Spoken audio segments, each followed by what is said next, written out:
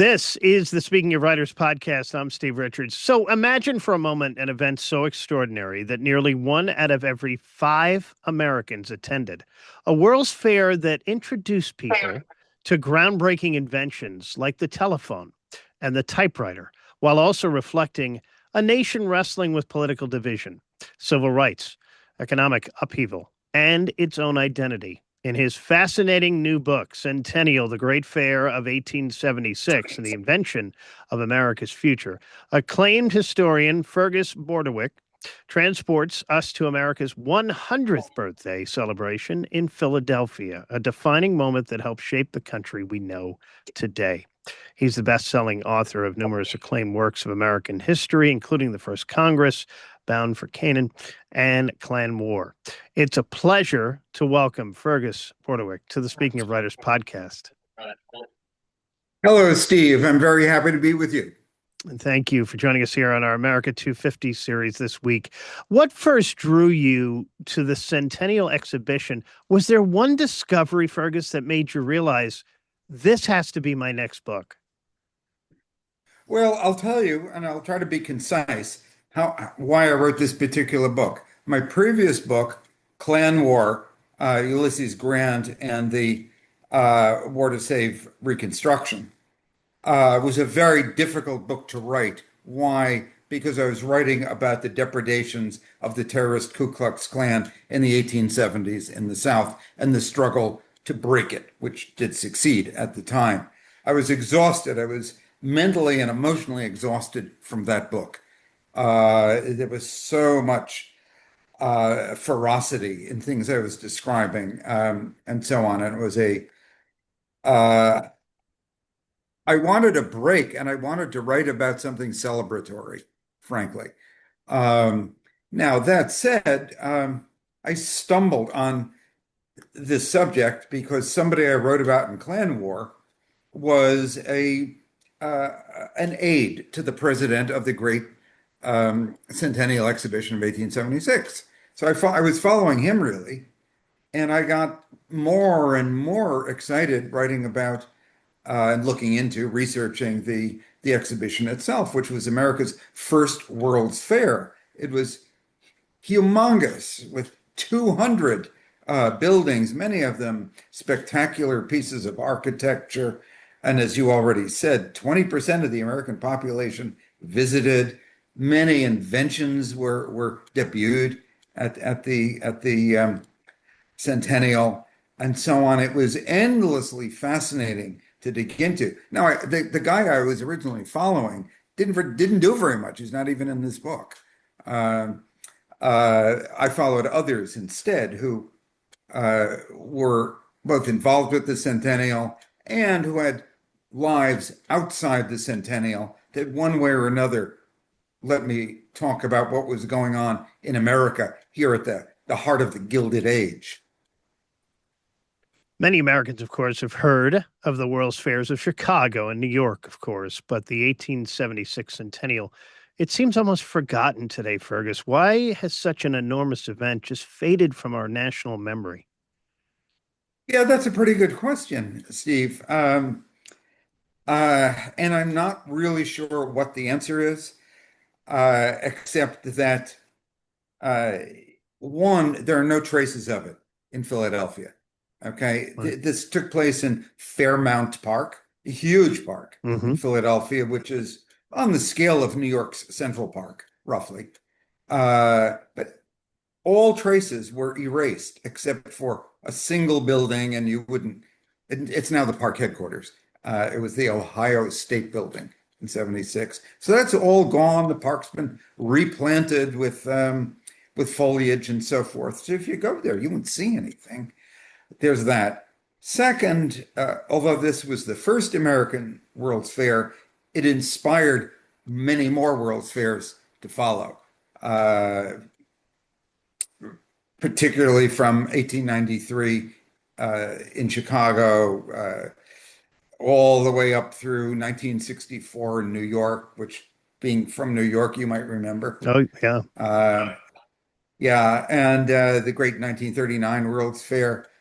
And it was and superseded just by a growing country. Americans are always looking towards the future rather than the past. Only around July 4th do we kind of, for a few days, pay attention to the founders, by and large. But we're always looking for the golden age of the future, and unless we think it was the golden age of the past. But uh, I think Americans didn't particularly want to look back. They wanted to look forward to new inventions, new excitement, new entertainment, bigger, better, shinier, and so on. But the 1876 Centennial really was spectacular, and it deserves to be kind of restored to public memory. The exhibition celebrated, of course, America's first 100 years, yet your book also reveals a country deeply divided, Fergus. Was the fair meant to unite the nation or distract it from its problems? Excellent question. Um, the organizers of the fair, who were mainly, though not entirely, corporations, primarily the Pennsylvania Railroad, by the way, the largest corporation in the world at the time, um, uh, and other organizers and sponsors did see it as a celebration of conciliation, let's say 10 years after the Civil War.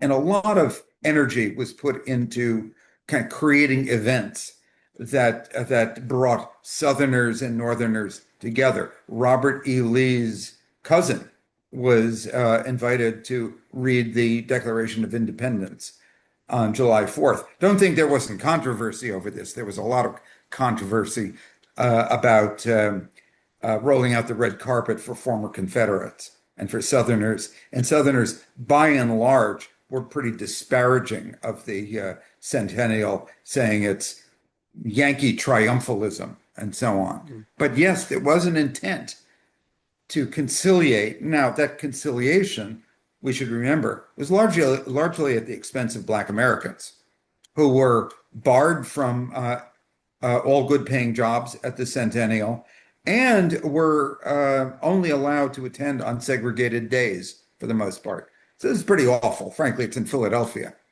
a center of abolitionism and in the 19th century. So uh, the intentions were, let's say, aspirational, but the cost, especially to African Americans and to higher American values, was pretty high, I would say. But the wounds of the Civil War still affected everybody. You have to imagine Philadelphia in 1876. The streets are full of guys with one arm, one leg, pieces of their face blown away. It's the walking wounded left from the Civil War. It's everywhere. Every family virtually has lost someone. Uh, and there's still a deep sense of grief in the country over the war, the loss of life in the war. And this, you can't say it hangs over the Centennial because the Centennial was a celebration of American greatness, power, and wealth. Uh, uh, but it was also, to be blunt, to put a modern word on it, a bit of a whitewash, which is to say, uh, if you attended the Centennial, you wouldn't know, except it was in the newspapers, of course, one, that blood was flowing in the South toward the end of Reconstruction, which is about to end with white terrorists driving black voters away from the polls. Indian War is being renewed in the West. George Custer, General Custer, is killed with his command right in the middle of the Centennial period. And people are shocked that this could happen, much less the news arrives on July 4th, you know. Um, there's bitter labor management strife, including right in Pennsylvania, 90 miles north of the Centennial, where labor leaders, Irish Americans, as it happens, are being executed, hanged, judicially lynched in the summer of 1876.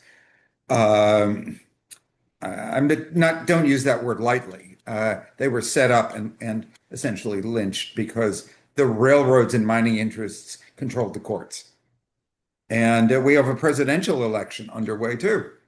One of the most contentious in American history. And you won't find this kind of conflict visible at the Centennial. So in the book, what I do is kind of go back and forth between the Centennial and what's happening outside the gates, so to speak. Alexander Graham Bell demonstrated the telephone there. You described the exhibition as a glimpse into America's future. Yeah. Which invention or innovation surprised you the most while researching this book? Well, okay. I wrote quite a bit about the telephone. Why? Because I think it's unarguably an invention whose impact continues right into our own time. We live on our telephones today, thank Alexander Graham Bell. Yes. And also, he was fun to write about. A wonderful man, wonderful, humane, sensitive individual whose letters are wonderful to read. He writes to his fiancée, soon to be his wife, some days 2 or 3 times a day. Anyway, there's a great story there. Well, basically, she shanghaied him onto a train to Philadelphia because he was too shy and lacking in self-confidence to actually come to Philadelphia to demonstrate his phone. Okay. So there were many inventions, as you mentioned before, that could have been the typewriter too. But Bell is such a strong and interesting personality who lives well into the 20th century and continues to invent things into the 1920s. Remarkable Yeah. guy. Um, but my favorite invention, I'm going to guess you probably haven't heard of it, it was a device highly advertised at the Centennial and demonstrated. I'm not quite sure how, uh, primarily for use by dentists to pound fillings into people's teeth Mm, up to 30 hits per minute. Okay. Basically an automated, not a drill, but a pounder. Okay. yeah. But it was also advertised together in the same ads as if used to sculptors carving marble, Mm. chipping marble, and which gives you kind of sends chills down your spine if you think of dentists using such a thing. Um, and Anyway, there were all sorts of kind of eccentric inventions, which probably we've, for good reason, we've forgotten. You focus on four remarkable individuals, Bell being one, Rutherford B. Hayes, Tom Scott, and Edmonia Lewis. Why were these four the ideal guides through this moment in history? Yeah, we've already talked about Bell, but I'll give you the my thinking behind my selection of him, besides the fact that the telephone, we all recognize the telephone. Okay. Um, uh, I wanted to show the connections between American innovation, which is ubiquitous. Americans are inventing all kinds of things in the 19th century, American inventiveness and industry and capitalism. Right? Within a year of it being shown at the Centennial, the telephone is in commercial production because Bell understood that you could invent something, but if you couldn't finance it, it wasn't going to go anywhere. So he and people who supported him, including his father-in-law, um, put money behind it, and it became a business quite quickly. Um, and this is the Gilded Age, as we know. It was a period of explosive industrial growth, and the telephone and its transformation into a business represents that. It enabled me to talk about these several things together.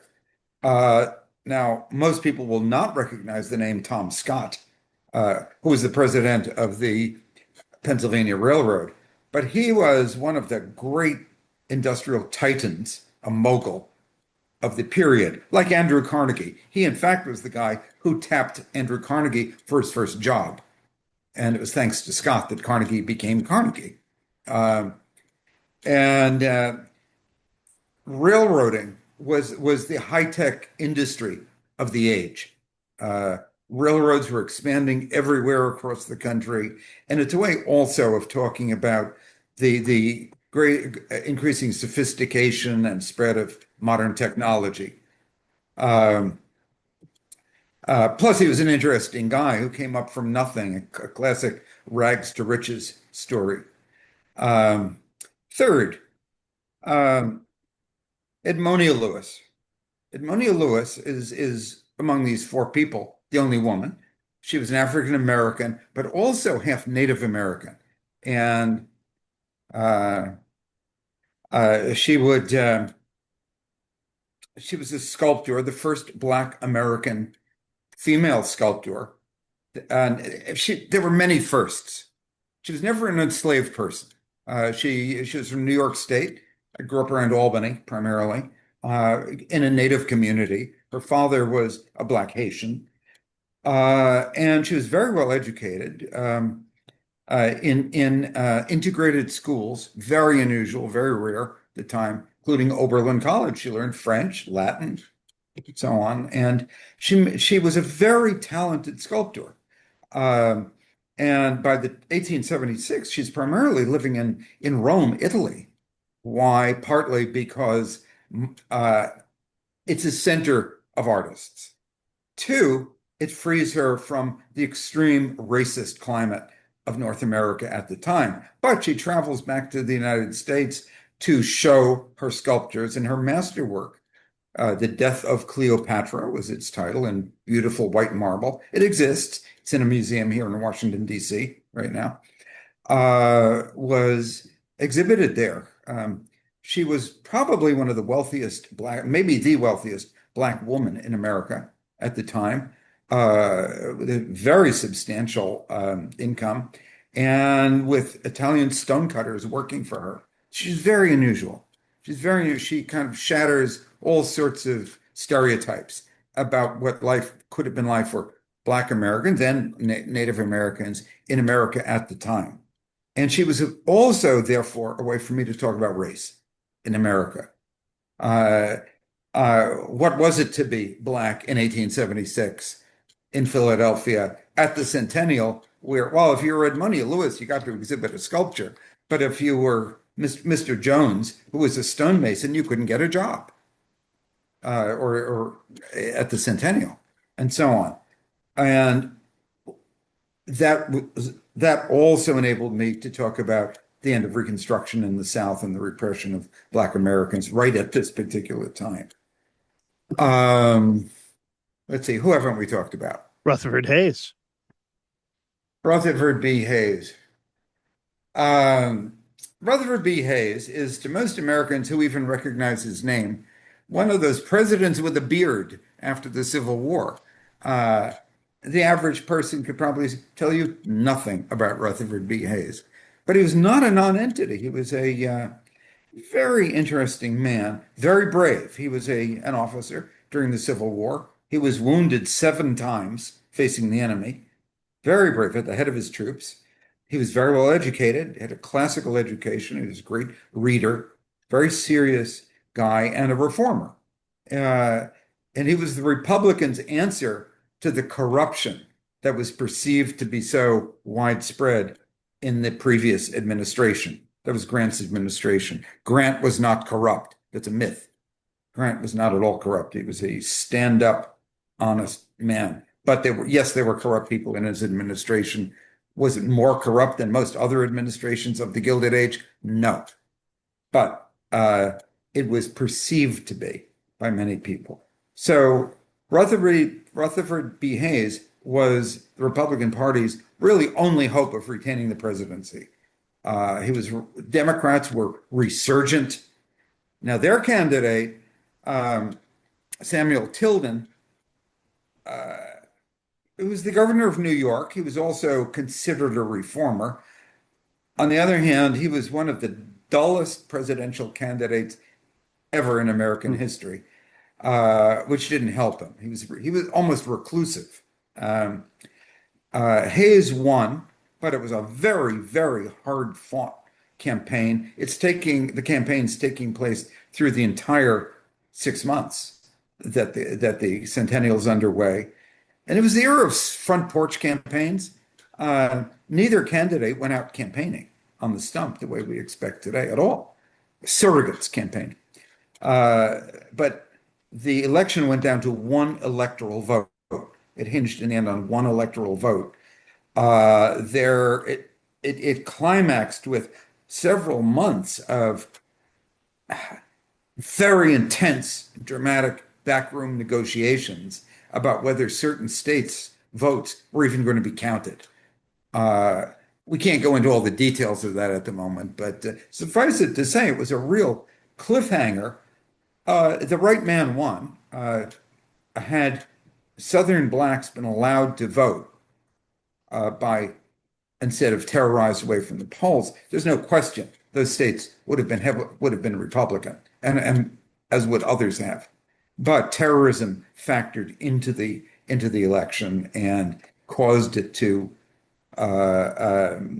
be left up in the air until 2 days before Inauguration Day.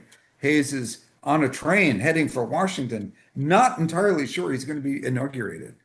And I'll just add one other detail here because it's interesting. There were Democrats, and the Democratic Party at the time is the more or less reactionary party.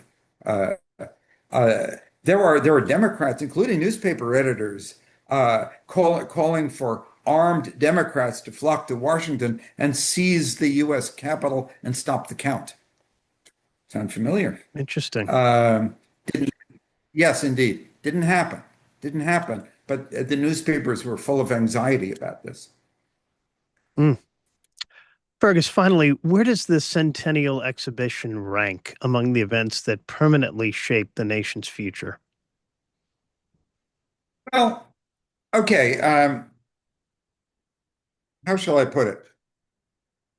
Uh, I'm a little shy about ranking it. Okay. But let me put it this way: that I think people saw the future at the Centennial. Most Americans in 1876 had basically never been out of their counties.